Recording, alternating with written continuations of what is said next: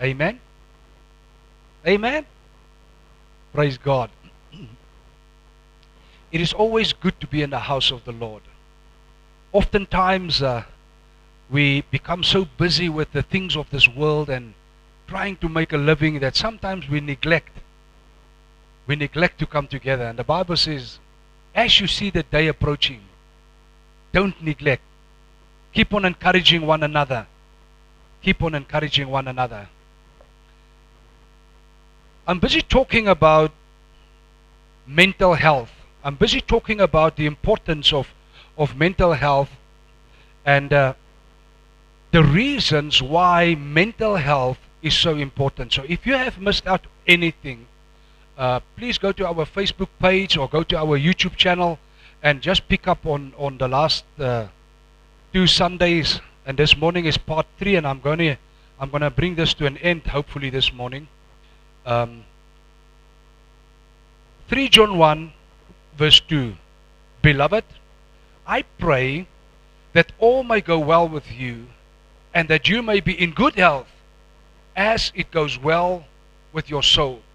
And I've mentioned this a number of times, that the well-being of your soul, the well-being of your emotions, has a significant impact on you as an individual. It has a significant impact on your body. There are sicknesses and diseases that people have that is directly related to the well-being or the unwellness of your soul. Some people are sick because of the fact that their minds and their hearts are disrupted. It's not because the body is sick, but it's because of the mind and the soul and the emotions. And so last week we have touched on some of the scriptures on that one, but last week we looked at that mental health enhances the quality of life. And so this morning I'm going to continue on the benefits. Why is it important that our souls and our emotions be well taken care of? The first thing this morning, it supports physical health, and I've mentioned this a number of times. Proverbs 17 verse 22, a joyful heart is good medicine, but a crushed spirit dries up the bones. Now, medically speaking, scientifically speaking, your bones, your bone marrow produces the white blood cells that are the soldiers in your blood that fights off sickness and disease. Amen? Any medical people here? Is that true? Yeah, thank you, ma'am. That's true. So once your spirit becomes crushed, your emotions become crushed, it has a direct effect on your bones. And your bone marrow struggles to produce the soldiers to keep you well and to keep you healthy. Well, I don't know when science caught up with this, but it's been written in the Bible for thousands of years already. A joyful heart. There was a number of years ago, I listened to or I read a testimony about a certain man who was severely sick, so much so that his whole body was, all the organs and everything was full of cancer. And by the time they figured it out, the doctors just told the gentleman and said, you can just go home. There's nothing scientifically, medically speaking, what we can do for you. You have at the most 3 months to live. Go home, put your things in place, greet your family, and your time of exit is very near. And so the man went home, and he was a believer.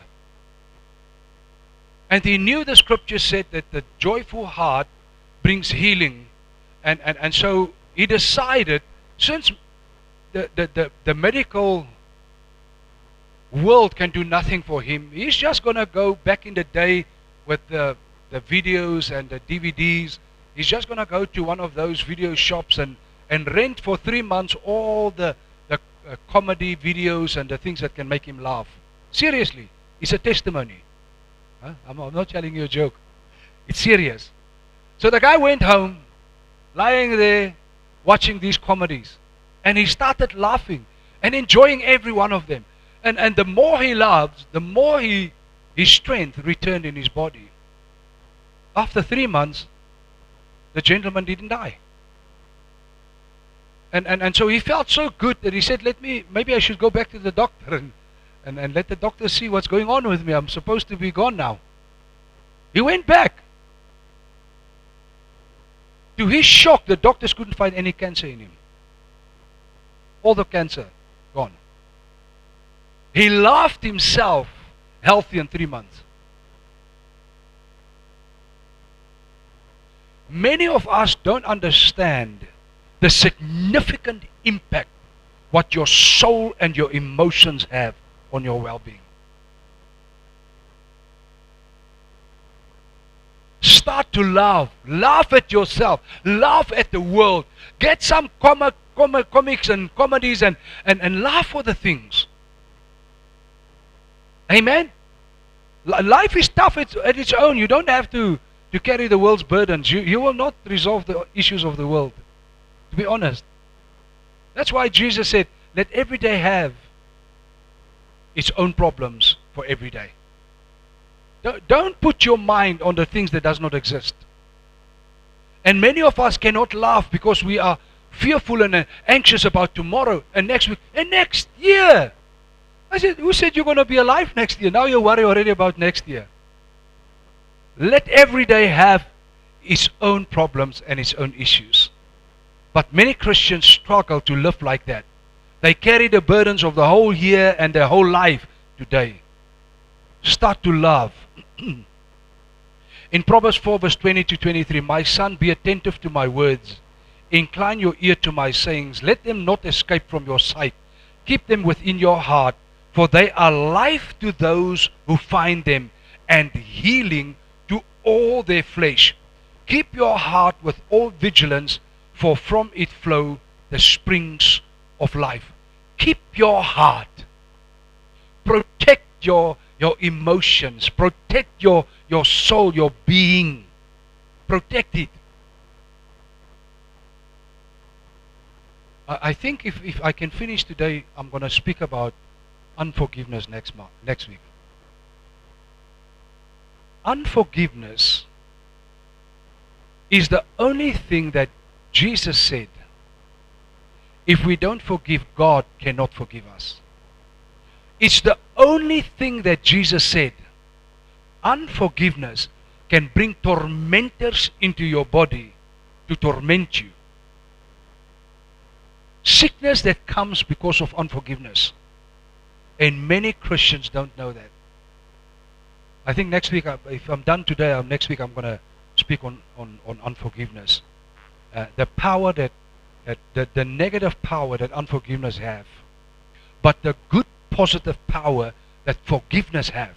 If we forgive people from the heart, you are protecting your spirit, you are protecting your heart. Amen? Because from the heart springs life. So if your heart is not protected, what is springing? If it's not life, it's what? What's the opposite of life? You see. So if we are not protecting your heart, it's not life.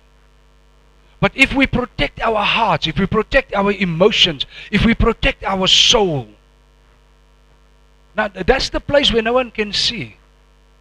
Only you and God can see there. And I think that's why it's sometimes so easy for people to keep things in their hearts. In front of you they smile, but when you walk, they backstab you. They slay you from behind. Because no one can see what is happening in the heart. I call it the sins of the heart.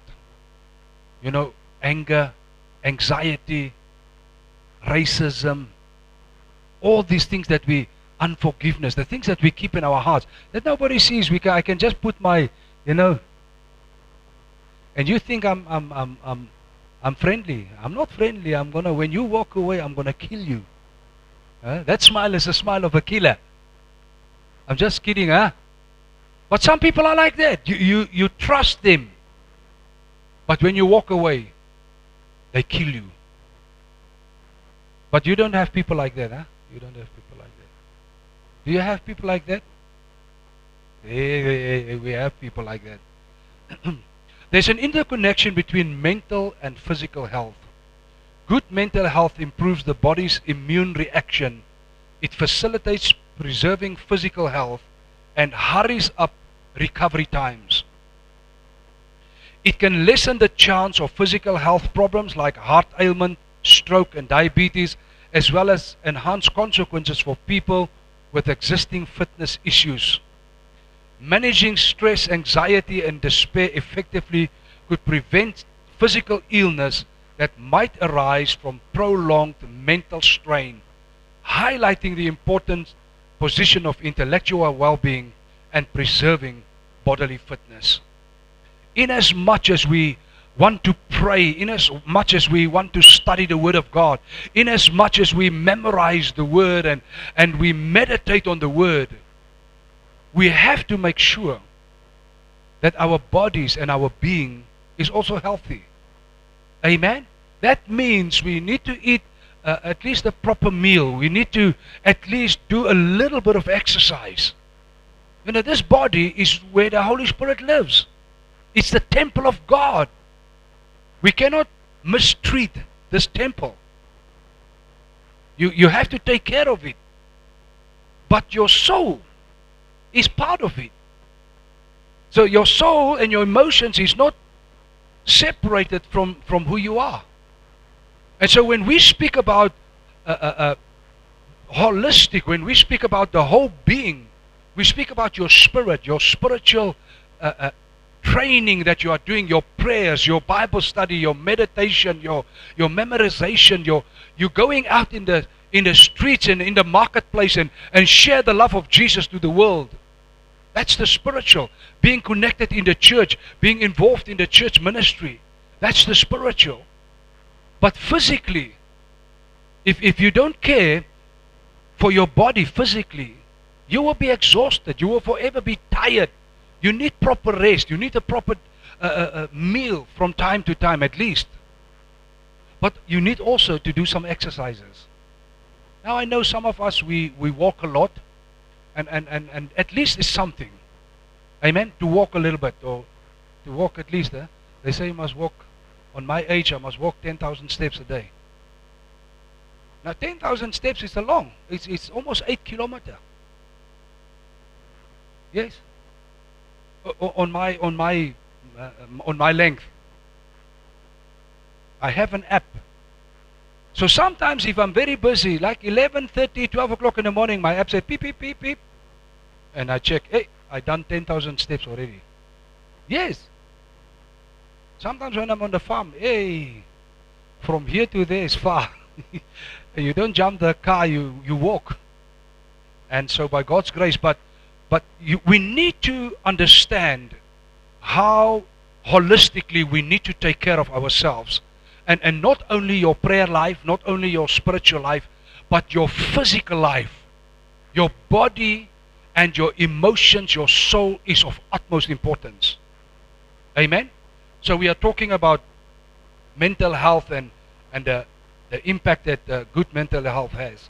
Mental health impact. Poor mental health increases physical disease risk, while good mental health promotes resilience. The second thing this morning, when you are mentally well, relationships improves. Relationship improve. People who struggle mentally, emotionally, struggle in relationships. Struggle in relationships. And you have the extremes of these things. You know, oftentimes the way we grew up, there are things in our lives that have shaped us emotionally and in our minds that when we become older now, often these things are dictating or demanding certain things from relationships. Amen? And so sometimes, if it's not well balanced, you can suffocate someone else because of the need that you have for being recognized or being loved or being, the things that you need. And you suffocate people around you because sometimes people are giving you a helping hand. Sometimes people are reaching out to you. And because of your need that is unbalanced or not healthy, you overpower those people and you suffocate them. And when you wake up, you see nobody wants to be friends with you. Nobody wants you near them. Why? It's not that you are a bad person, but you are starting to suffocate people around you, and people rather flee from you than giving you that helping hand or giving you that love and the care and the need that you so hunger. Why? Because it is unhealthy. Your soul, your emotions are not healthy. And it's often because of the way you grew up. Amen? The way we grow up have a significant impact on our lives. And many times the mistakes we make as adults is because of our upbringing. Amen? Matthew 22 verse 37 to 40. And he said to them, "You shall love the Lord your God with all your heart and with all your soul and with all your mind. This is the great and first commandment. And a second is like it. You shall love your neighbor as yourself. On these two commandments depend the law and the prophets." Mental health is foundational to building and maintaining strong, healthy relationships. Love the Lord your God with all your heart, all your understanding, all your strength, but love your neighbor as you love yourself. The Bible says, Jesus said, on these two commandments, the whole law and all the prophets hang on these two things. That's why it's so important to look at your own mental state, your emotions, and ask yourself, in terms of relationships, why don't people like you? Why are people fleeing from you? Or what is it that attracts people to you? Amen? We need to ask these questions. In your marriage, why is there forever conflict? Sometimes we have these massive expectations of other people because of the need that you and I have. But we never love them, the ones around us, the way we love ourselves. Because if I have this need for myself, maybe there are people around me that have that need for them. Am I fulfilling that need for someone else? Or is it all about me, myself, and I? I'm the only one that exists. In this relationship and in all my relationships, I'm the one.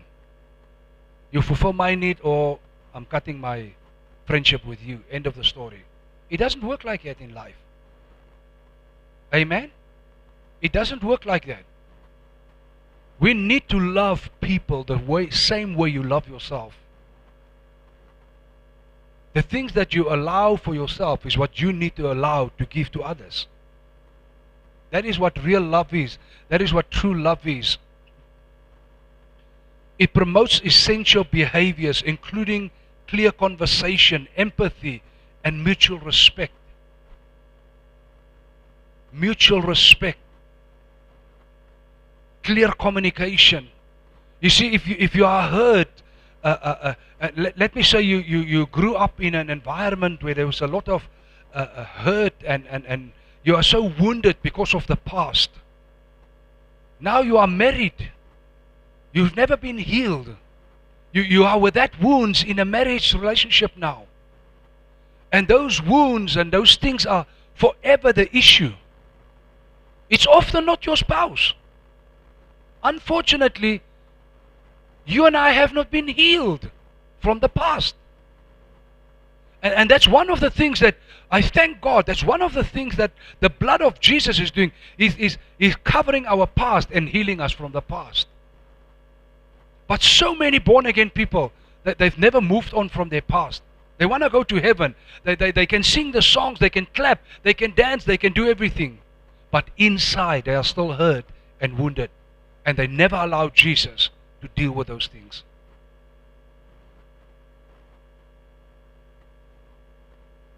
Beloved, we have to come to terms. And we have to dig in ourselves to see, wow, what are the things that triggers us when people have a certain response to us? What is the thing that forces me to be triggered and immediately up in arms? I'm going to fight now. My guns are loaded. I'm ready now. Why? Is it natural? No, it's not. I'm not saying you must never defend yourself, but I'm saying most people are always on the offense. They are always up in arms. They are always fighting. You can't say anything. If you make a joke, they are angry. If you don't make a joke, they are angry. They are forever angry. Hey, what is this? It could be of wounds from the past. It could be. It could be in that specific relationship that you have been wounded and you struggle to deal with it. Find a place, find someone where you can sit and talk about the things, where people can pray for you, where people can help you to get healed. Amen? Now these features, I'm talking about clear conversation, empathy, and mutual respect, are important for developing deeper connections with others, resolving conflicts effectively, and building supportive social networks. When we manage our mental fitness, we are more tuned to others' needs and better equipped to offer and receive assistance, which is important for long-lasting, pleasant relationships. God wants you to have good relationships. But many times, the relationships we have with others is a reflection of the relationship we have with God. It's not the other way around. Many times how you treat other people, the relationships what you have with them, is how you have a relationship with God. Because if we allow God truly and deeply inside our lives and come to heal us inside out, we will have a beautiful, loving relationship with God. And because He has healed us and forgiven us and washed us in the blood of Jesus, we will have then now, by His power, the Bible says that the love of Christ compels us. So you're being moved now by the love of Jesus. It's no longer a natural thing. It's no longer something that I have to consider and I have to put on my loving clothes when I reach my workplace. I hate every moment there. I hate everybody there. Everybody's speaking about me. Everybody is jealous about me. Everybody. But when you reach there now, you have to put on that that loving clothes, because you need to treat them well. No. If we allow the Lord to come inside out and heal us and set us free, and the blood of Jesus cleanses us from the inside, we will start to have a much better relationship with God. And through that, it will flow through our neighbors. It will flow into your marriages. It will flow to your children. It will flow into your workplace. And I'm not saying you need to be the most lovable person in your company. That's not what I'm saying. I'm saying mental wellness has a great impact on the relationships we have. Amen? Number 3 this morning is very interesting. Mental well-being boosts economic productivity. Mental wellness boosts economic productivity. A person that is not well inside cannot work well. A person who has the weight of the whole world's problems on top of him cannot focus and work hard and work smart and work diligently. That person, you can't do it. And that's why sometimes the boss will tell people, please don't bring your problems from your home to the workplace. Please keep your problems there. Why? Your emotion and your soul, if it's not well, it has a significant impact on your performance at work. And so that is one of the reasons why you need to take good care of yourself emotionally and mentally. Because your boss can tell you, hey, this is the last time I spoke to you about this. Just sign here, you are gone next month. Yeah, but I'm having problems. No, your problem is not my problem. Go find someone that can help you with your problems. You bring your problems to my workplace. I don't want it here. I don't want your problem. And that's why in many companies, they don't want to appoint a husband and wife to work in a company. It's not because the husband or the wife is not a good worker or not smart enough. No. They bring all the issues of home here. They haven't finished the fight at home. They are busy fighting in the car, reaching the workplace now. And everybody see them coming in. Thunder, lightning is with them. And wherever they walk in the workplace, they just show one another with their eyes. I'm not done with you. And everybody knows it. And so companies said, if we let husband and wife work here, maybe all those family issues are also part of this company. Because they have learned that your emotional and mental well-being or wellness has a great impact on your work performance. So when we as a nation, when we as a people are well and we are healed, oh my goodness, can you imagine where this economy can go? Can you imagine where church can go? If people are well and people are taken care of and they make sure that emotionally and mentally there's nothing that disturbs them. And one day a person came and said, Pastor, I don't know, but everybody in the church is talking about me. I was so shocked. And as we continued, the person said, Pastor, everybody in town is talking about me. I said, my Lord, you're the most important person that I've ever met in my life. Everybody's talking about you. What are they saying? I don't know, but I don't think it's good. See, you don't know what they say? You're the most important person in the city. Everybody's speaking about you. I thought it was me. I'm just kidding, huh? I'm just kidding. Nobody needs to talk about me. But, so people take upon themselves these ideas. Everybody's speaking about you. And everybody's jealous about you. And where's the proof? Did you gather the whole 120,000 people and ask them with a microphone, are you constantly talking about me? Nobody knows you. I'm being honest with you. Some people in church, you might be 2 years in a church, nobody knows you. Because you are nowhere to be found. You just sneak in and you sneak out. You come late and before I can greet people, you are already watching. I need to leave. People don't know you. How can people talk about you?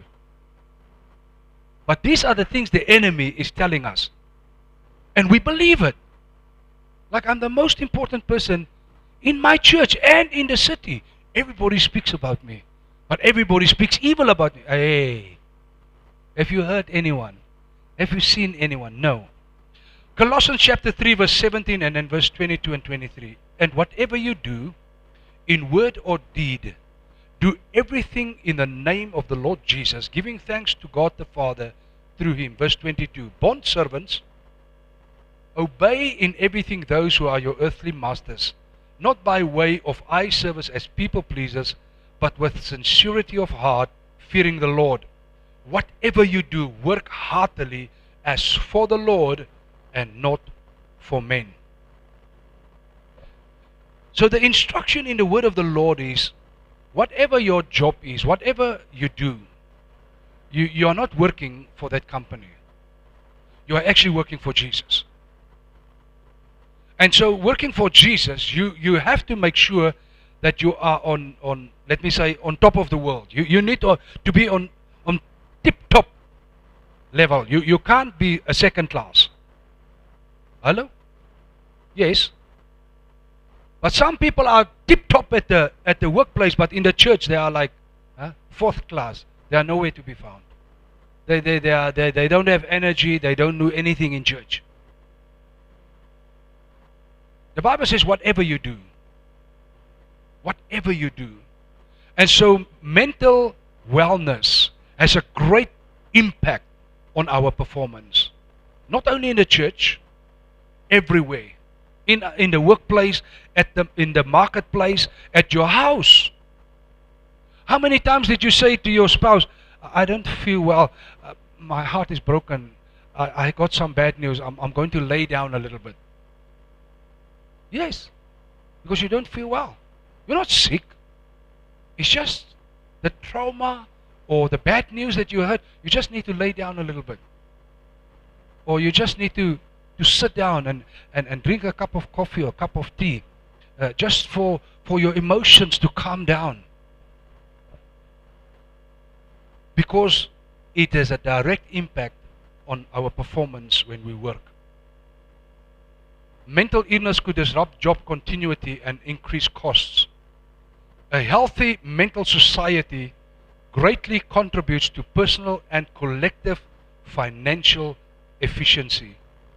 When people are mentally well, they are more able to specialize in taking on responsibilities, making positive choices, and being innovative. This results in higher overall process performance and fewer days lost to contamination. Furthermore, the economy gains as employees with suitable intellectual health are extra steady and productive. People who are mentally well can work hard. They are sharp. They can make quick decisions, and it brings to the overall benefit of the company. And the greater your company benefit from you, the greater impact your company have on the lives of people, and the greater the probability that your company will grow and they will put more people, jobless people, in jobs. That's why you can never in your life be lazy and just float through your workday. Never in your life. Change your heart, change your mind. We are working for Jesus, and we need jobs for our people. And if companies can increase and grow and advance, there's more jobs for our people. Number 3, the impact of mental health. It reduces healthcare costs. So if a nation is mentally unwell, there's a significant cost to that. Healthcare costs. Amen? And it's important to know that.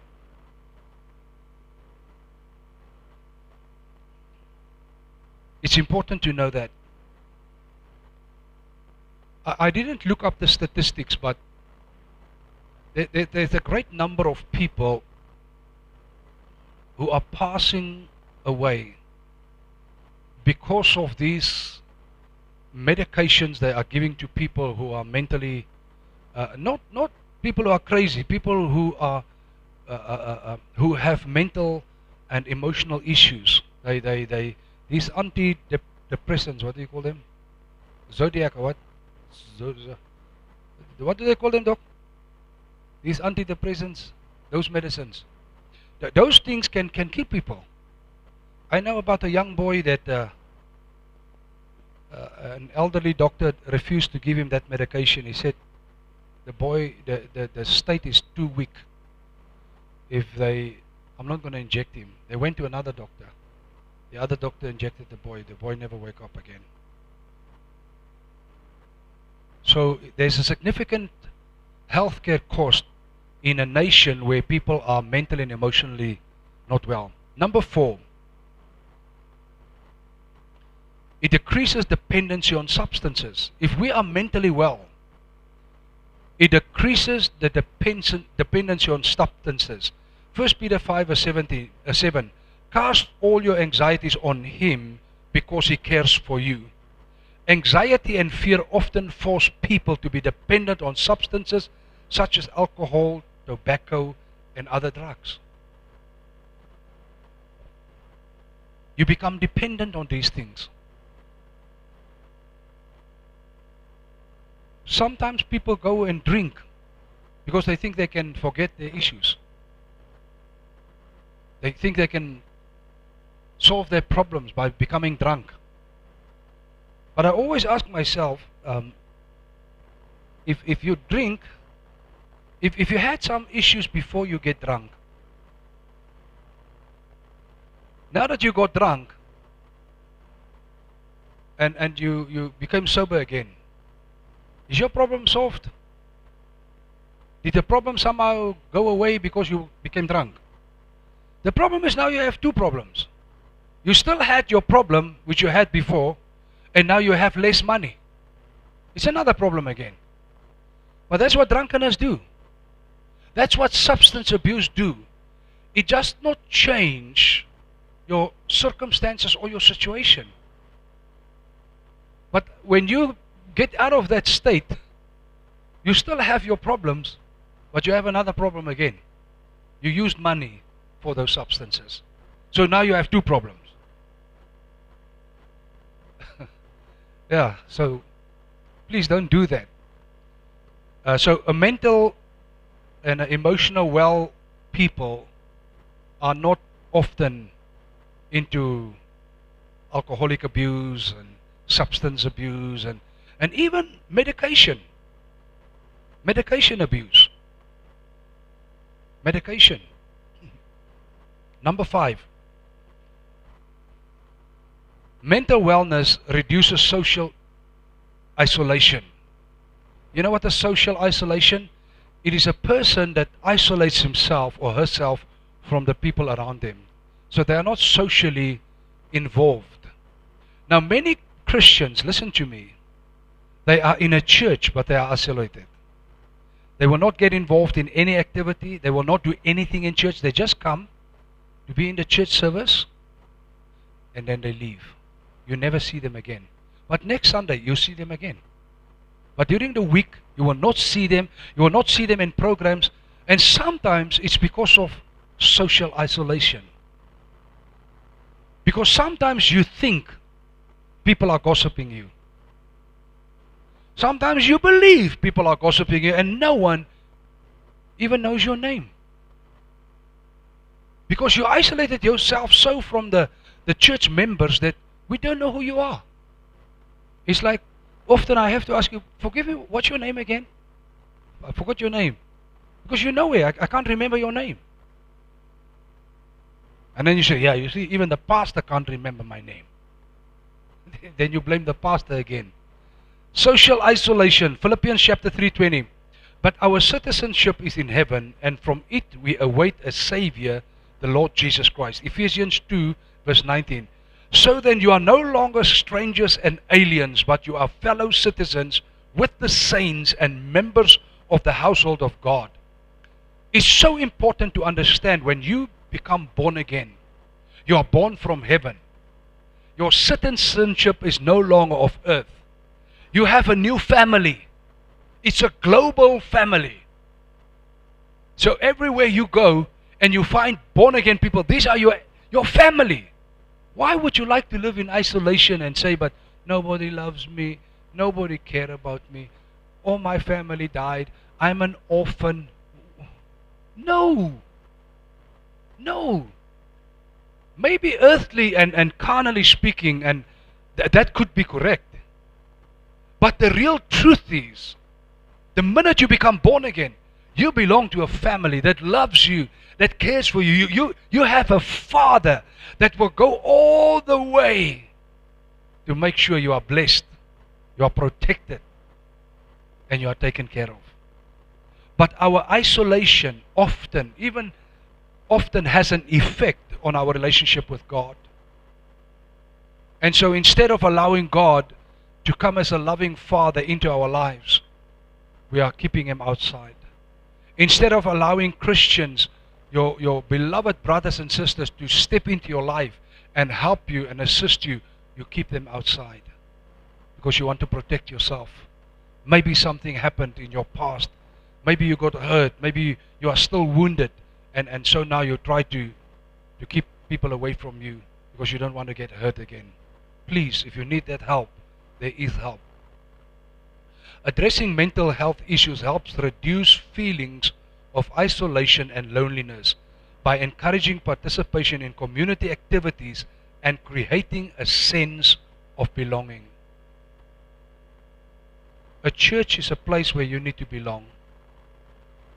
And that's many times, some people become irritated when I'm saying this. If God has not called you to worship with us, find a church where He wants you to worship. Because you need to belong to that community. You need to belong to that people. When we say as a church, we're going to move a mountain, you're not going to stand back and say, I know they're going to move a mountain, but I'm not really part of them. I'm not one of them. Where do you belong? Find a house where you belong. If this is the house where you belong, if we say we're going to move a mountain, you better say, where's my space where I can stand to move this mountain? Not to stand back there and we are looking for our people. Where's our people? There is nowhere to be found. You need to belong. The minute you come into a family, a local church family, and you feel, I belong in this place. I feel people love me truly and deeply. They care for me. And there's good worship, there's good prayers, there's good a word, and there's truth. Why don't you get involved? If you believe that's where God wants you. Amen? Number 6 this morning. Good mental health enhances decision-making ability. My late father-in-law had a saying. He used to say, he believed if you make the first wrong decision, the next decision you will make will also be wrong. I used to say, but Dad, now when are you making the right one? Because after the next wrong one, you're going to make another wrong one. He said, that's the problem. Never make the first wrong decision in your life. So, okay. So, but people who have mental and emotional issues struggle to make the right decisions. Over the almost 40 years in ministry, I've started to notice there is a truth. People who are mentally and emotionally unstable, there's a tendency that they continue to make the wrong decisions. And the more you try to help them, sometimes they start to hate you because they think you want to control them. But you can already see they are going to make a wrong decision again. And so if you are mentally and emotionally not in a good place, be very cautious to make life-altering decisions. What do I mean by that? I'm going to resign and I'm going to find another job. Hey, what about your kids? How can you resign? You don't even have another job. No, but I'm going to resign. Why? The people are jealous about you. What? What is this? It's a mental thing. It's an emotional thing. They would rather resign not feeding their kids because of the mental thing and heart issue at work. Not thinking soberly. And so you advise them, please don't resign. Rather try for a what do you call that? A transfer. Rather try to arrange for a transfer to another. No, I can't wait for that. I'm resigning. But what about your kids? What about your car? What about your house? I think it will be taken care of. By who? I'm a person of faith. Hey, okay, okay. And you see that after 3 months, 6 months, you find him. How are you? No, I'm fine now. So, but you don't look fine. I'm not fine. Why? Are you still working? No, I resigned. When? Hey. Sometimes the moment they left my office, they resigned already. Hey. You resigned. You don't have another job. No. And now when a problem, I say, oh, now you have a serious problem. Mental wellness enhances decision-making ability. 2 Timothy 1:7. For God did not give us a spirit of timidity or cowardice, of craven and cringing and fawning fear, but He has given us a spirit of power and of love and of a calm and well-balanced mind and discipline and self-control. You see, if we respond to any wind of something that I heard somebody said about me, my spirit is not calm. My mind is not calm. My mind is troubled by every little thing. And being honest, there are some people that speak evil about you. There are some people that speak evil about me and my wife and my family, our church, the things we do. There are people speaking evil about it, but do you think it bothers me? If I need to listen to people who speak evil about me, people who don't celebrate the hand of God on your life, why do you allow them to have an impact in you if they can't celebrate the hand of God in your life? I'm more interested in people that celebrate us, that because I need to protect my emotion and my mental well-being. If I forever think about what people said, Pastor, you are stealing money. Pastor, you are doing this. Pastor, you are drunk. Pastor, you are... That's what they say about pastors. That's what they say. That's what they said about me. I'm a drunkard and I'm beating my wife. I said, my Lord, of course I want to beat her, but I've never touched her. Ask my wife, look at how she loves her. Mama, being honest, have I ever raised my hand to you? But people said, that man is beating his wife. It's like they know exactly what's going on in my house. I've never in my life. I remember when I was a young boy, we were 3 sons before my mom gave birth 5 years after me to my sister. And so my mom used to tell the 3 boys, if you go to the graveyard, you will find hands coming out from the grave. It's on top there. So, you know, as young boys, you never went to a graveyard. They never took us there. When they went to bury people, you don't go there. As a young child, you don't go there. That place is for the dead. You don't go there. And so my mom told us, you will find a hand of people coming out from the grave like this. And then we said, why? She said, those are all the men who have beaten women. So the fear, since young, I told you those emotional things. Since young, I don't want my hand to be out there. I'll never beat a woman in my life. One day a lady, I was not born again. I was still wild in the world, and I don't even know what happened. But the woman turned around and she beat me up. And I said, you can go to my mom and say thank you. She said, what for? Because my mom said I cannot raise my hand to a woman. But if you touch me again, I tell you now, I'm going to beat you like I beat a man. Because if you want to fight like a man, you must take a beating like a man. And the woman looked at me. What else did your mom tell you? She said, it's not for your ears, but don't ever in your life beat a man. If you beat a man, you must take a beating back. It works both ways. Amen? And so you need to make sure that your mind is disciplined, self-controlled, and calm. Calm. A sound mental state enhances one's ability to make decisions and face life's challenges with confidence. Now, most of us in here are adults.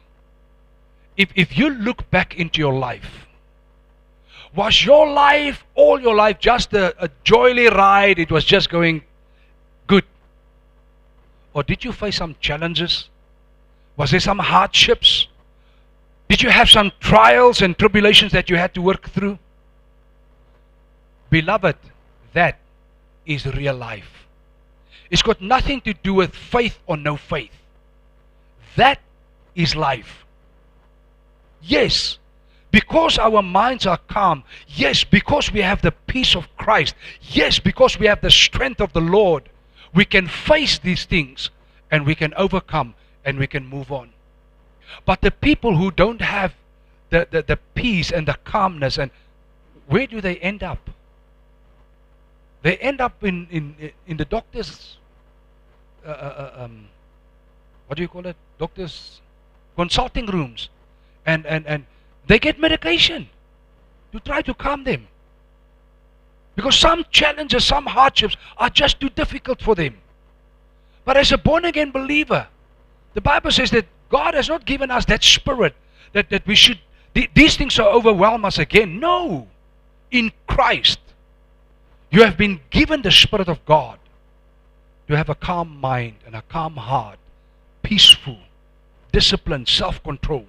You can think soberly. You can work out the processes and the challenges that are coming your way. Yes, if it's overwhelming. Yes, you have a family. You have born-again people that can pray with you, that can stand outside of your situation and say, from where I'm seeing, I think this is the best advice that you should consider.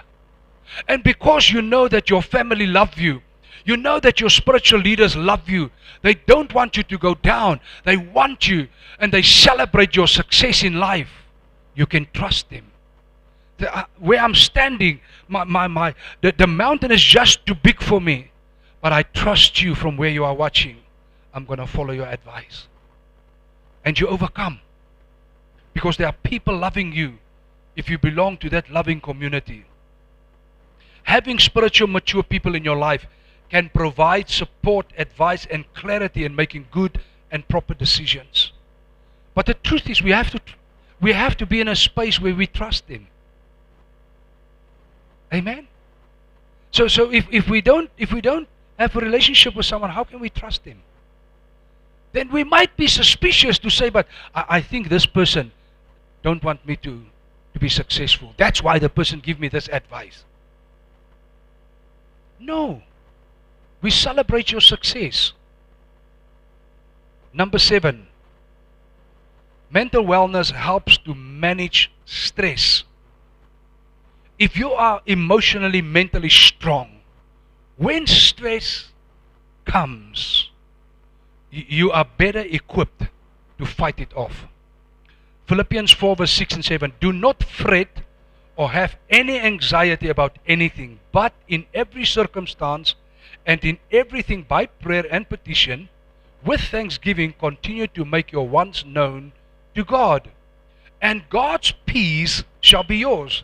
That tranquil state of a soul assured of his salvation through Christ, and so fearing nothing from God and being content with his earthly lot of whatever sort that is, that peace which transcends all understanding shall garrison and mount guard over your hearts and minds in Christ Jesus.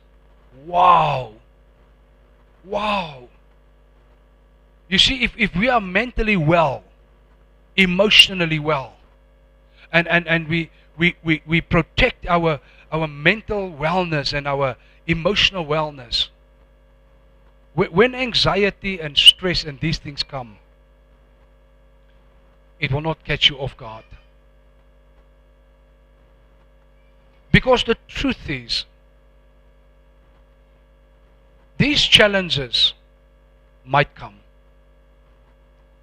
I remember the Bible tells us that the enemy is firing all his fiery darts onto us. The Bible says he's walking around like a lion, seeing whom he can devour. Now, if I'm the devil, I'm not the devil. You see, the pastor said he's a devil. I'm not saying I'm the devil. I said if I was the devil. And if let me change the topic. If I'm a criminal, I'm a thief, I'm a housebreaker. If I'm walking in the streets and I see just a wire fence like this, and I can see no dogs, no nothing, but right next to that house, I see a high wall, barbed fence, electric fence. I hear the growling of a dog inside. Which house will I go break? The one with the least? Huh? Yes. I believe that's how the devil works. If the devil is that growling lion walking around to see whom he can devour, and he finds two of us, the one is emotionally strong, well taken care of, the body is strong, the mind is strong, and another one that's weak already, who do you think is going to try to attack? The strong one, to show his power, I think he's going to attack the weak one. Because he knows the weak one is already there. And now he must just push that weak one already deeper and deeper in that depression until the weak one say, I think the best thing for me is to commit suicide because nobody loves me. The whole world hates me. So because the person is already weak, to push that person to the point of death is easy. But if a person is I've never seen a mentally strong person and emotionally strong going on a high bridge and want to jump off. I've never seen it. Have you seen it? It's people that are already weak. People who have been in that thing for months and sometimes years. And now the devil says, this one is now at a point, if I give them the idea, commit suicide, it's easy. It's more easy. My dear, that's why it's so important for you and for me to make sure we are mentally and emotionally well. Amen? You know, if you are strong in your mind and your heart, and the devil comes along and he says, A, B, C, D, then you give him scripture, you say, no, I don't believe that. This is what my Father in heaven have to say about this situation. Yeah, but this is what my Father, the exact same what he did with Jesus. But now if you are already, we saw already that you struggle to make proper decisions if you are not mentally stable. So now when the devil comes with his lies and his deceptions, you say, yeah, it's true. It's true, it's true, it's true. Yes, it's true. No. If he tried those tricks with me, I said, no, what nonsense is this? If you are mentally and emotionally strong, he cannot just drop lies on you. The whole world hates you. I don't care about the whole world. I care about the kingdom. I belong to the kingdom. I don't belong to the world. I've died to the world and the world have died to me. So why would I care what the devil say the world think about me? Amen? What's important is what my Heavenly Father thinks about me. What's important? Can you see where I'm going with this? So I believe the enemy would rather attack someone that's already weak and wounded than someone that he have to wound first and get that wound to be so big that the wound can start to overwhelm the person's emotional and mental well-being. Learning to manage stress effectively is a major benefit of good mental health. Our last point this morning, good mental health promotes longevity. What is longevity? It's a good, long, healthy life. Yes. Mental wellness. I like it sometimes they have interviews with these people that are like 99 years old or 105. My Lord. One of the things that I've discovered about these people is mentally they are sharp like this. When you ask them a question, they first make a joke about it. I said, what? The person is so sharp. There's no, what do they call it, garbage or luggage or anything. The person is laughing. The person is enjoying life. We saw the one thing, I showed it to my wife. I think the gentleman was 99 or something, 97.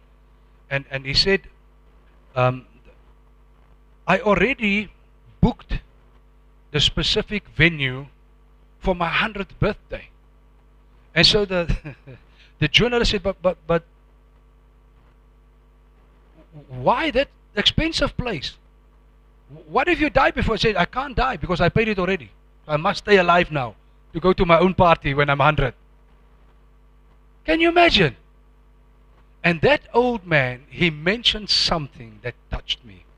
He said, every human being, you live or you die between your ears. I said, God, give me the ability. People die here. The other day I found an old friend, haven't seen him for a long time, but my friend is 65. And I said, my brother, how are you? The first thing he said, I'm ready to go. I said, you want to go where? No, I'm ready to go to heaven. I said, you want to die? He said, yes. I said, my God. 65 years old. You want to die? Your life is ahead of you when you're 65. I said, my brother, because his wife passed on a long time. I said, my brother, get yourself a young, energetic wife. He said, never, never, never. I want to die. I said, hey, what's wrong with you, brother? 65. 65. I'm turning 60 next year. Yes. In 5 years, 6 years from now, I'm not going to say, oh, Jesus, I want to go home. No. What we are planning, oh, my Lord. I said to my wife, I think I need to reach 120 for all the plans that we have. You live or you die between your ears, here in your mind. And I said, God, help me. I want my mind to be sharp. I want to make good decisions, and I don't want this world to contaminate my mind into this death thing. It promotes longevity. Proverbs 10 verse 17. He who heeds instruction and correction is not only himself in the way of life, but also is a way of life for others. And he who neglects or refuses reproof, not only himself goes astray, but also causes to err and is a path toward ruin for others. So if you're not open for correction, your mind cannot live. Your heart cannot live. Your emotions cannot live. You know, sometimes we carry these things for many years. Now you come to a place where you say, you know what, I've listened to a sermon like this, and God is speaking to me. I need to see someone that can maybe pray with me and help me. Now, let's say you end up in my office, and I'm listening to your story, and I say, but that is a problem. You need to get rid of that thing. I will never get rid. You don't know what that person did to me. Why did you come to my office? Why did you come? Why did you go to anybody for help? If you refuse instruction, the Bible says you become the source of death to someone else. And many of us, not you, some people have been the source of death for their husbands, their wives, their children all their life. Because they refuse to forgive. They refuse to get rid of that emotion or that thing that they love so much. This is who I am. This is not who you are. You've been lied to all your life. How can you say that? I know, because Jesus doesn't look like that. You and I are supposed to look like Jesus, not like that. No, but I can't. You can. You can. Just say, I can. Oh, but I can't. You can. As long as you say you can't, you will be the source of death to people around you. Now, you don't have to raise your hand. Maybe I'll be shocked, but don't raise your hand. In your heart of hearts, do you really want to be the source of death to people around you? And listen, any person that loves life does not want to be the source of death to people around them. But the truth is, if you look at some parents and you see how they live and how they treat their children, they are the source of death to their own offspring. Never mind the community, their own children. And those little kids are being raised in that environment. And this is who they're going to be. They are being raised to carry that thing. I posted something on the group of the church, and I don't know how many of you have. I think I posted on a church group, whereby the person had made a investigation on murderers, and he went back, I think, 400 years. Was that thing on the church group? Huh? Did you see it, Dova? Okay, I think I posted it on our church group. So the investigation went back for 400 years. And then they found the great-great-great-grandfather was in the 1700s or somewhere was a thief, a pocket picker, a person that steals people's things. And the person had a lot of children in the city. And then the investigation shows you how many hundreds of those kids, the offspring up to now, what those kids with that father, what they have become. Hundreds of them were thieves.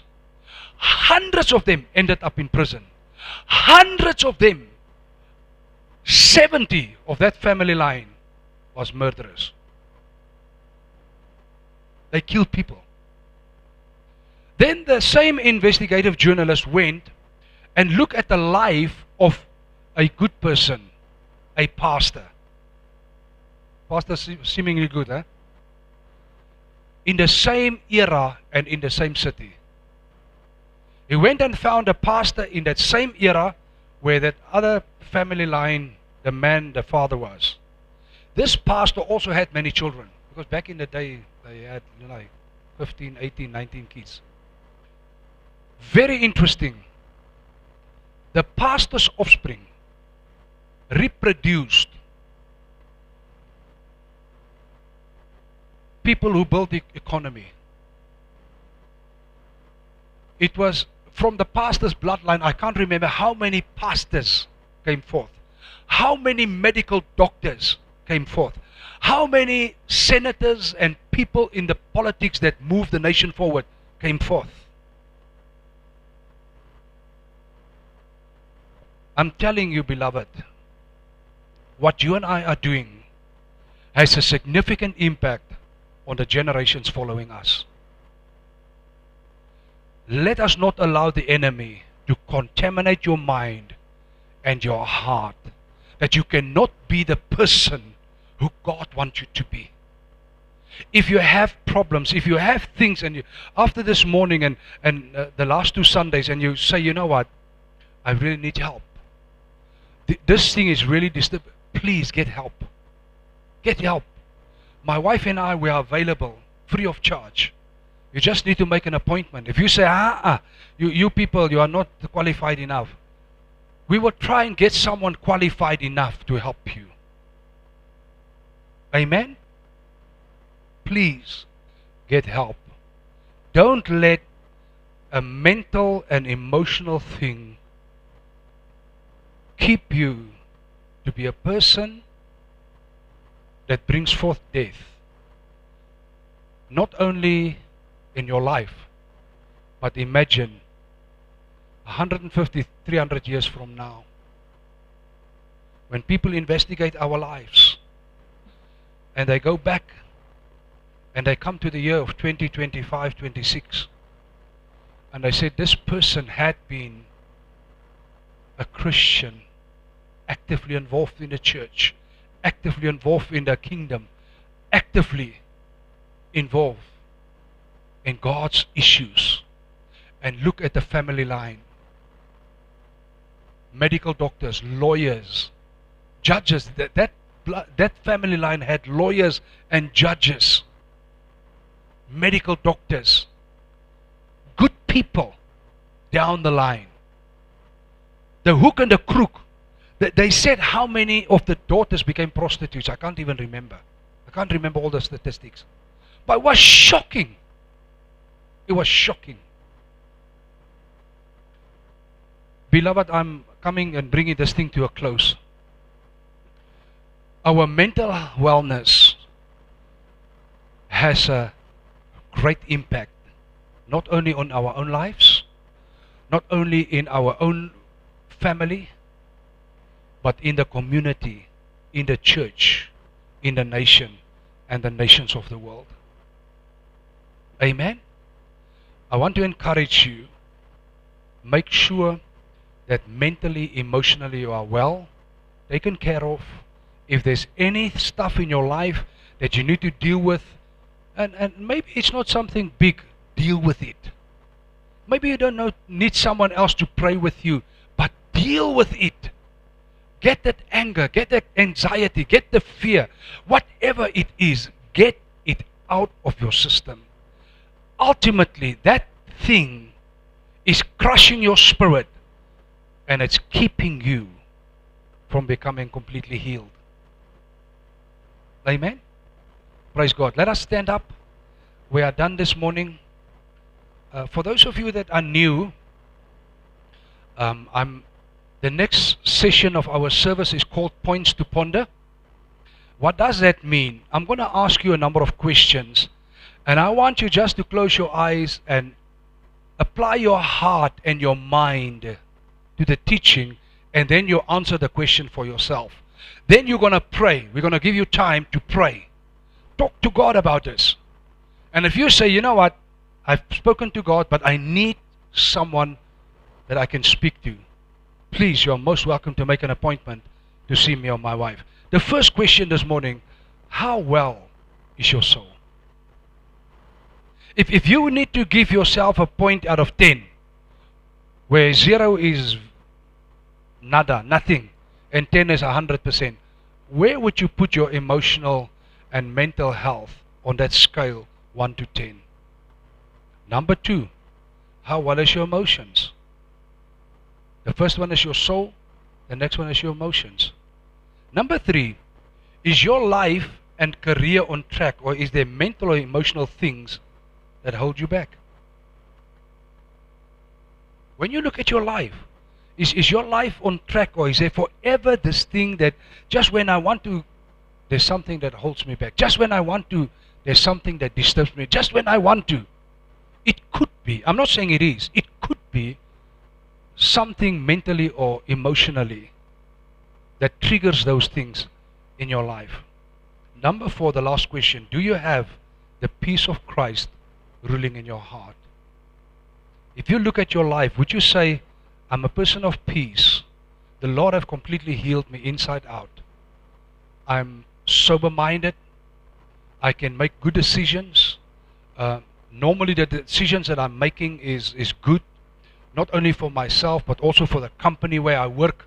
I'm innovative, I'm creative, I'm doing good. I'm at a good spot in my life because of the peace of Christ and the blood of Jesus that's in my life. Number 1, how well is your soul? Number 2, how well is your emotions? Number 3, is your life and career on track, or is there mental and emotional things that hold you back? Number 4, do you have the peace of Christ ruling your heart? While the music play, I want you to think about these questions, and I want you to pray your prayer. Amen? Music, please.